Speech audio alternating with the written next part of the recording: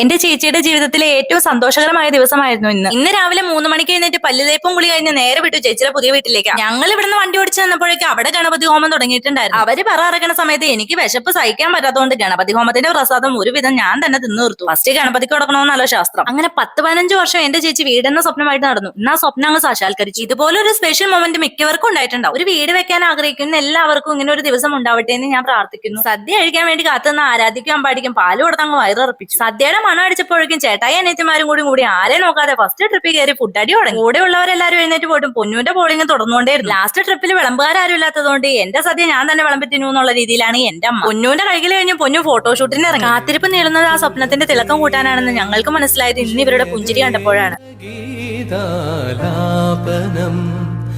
കേവലാനന്ദാമൃത തിരയാഴിയിൽ നീരാടിന പുത്തിലന്നീ ചോട്ടിൽ മലർമുത്തു കോർക്ക